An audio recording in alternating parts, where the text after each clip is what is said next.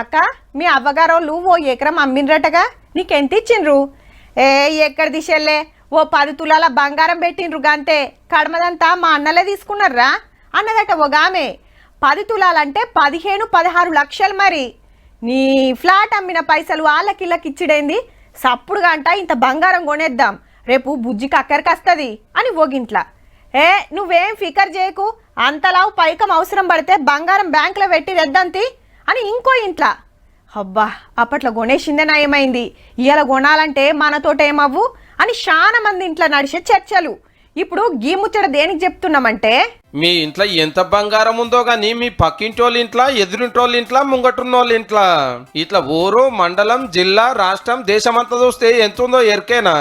25,000 టన్నుల కాంచెల్లి 35,000 టన్నుల దాకా. టన్ను అంటే 1000 కిలోలు. ఆ లెక్కన 3 కోట్ల కెంచి 3.5 కోట్ల కేజీల బంగారం ఉన్నట్టు. మొత్తం కాదుల్లో ఇళ్ల బీర్వాల, బ్యాంకులల్లా భద్రంగా దాచిన నగలు, నాణాలు, కడ్డీలు, బిస్కోట్లు, బోస్కోట్ల లెక్క ఇదంతా.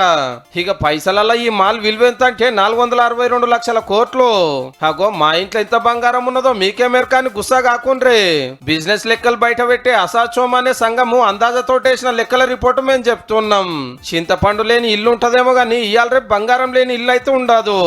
మళ్ళా గుళ్ళు గోపురాలల్లా దేవుళ్ళ నగల లెక్కలు తీస్తే అది ఇంతకంటే ఎక్కువనే ఉంటదట.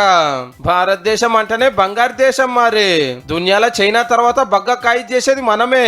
11 నెలలనే 6 లక్షల కోట్ల మాల్ బయట దేశాలకెళ్ళి వచ్చిందంటే చూడండిగా. తులం 500 ఉన్నా, 5,000 అయినా, 50,000 అయినా, 1,50,000 అయినా కొనుడే.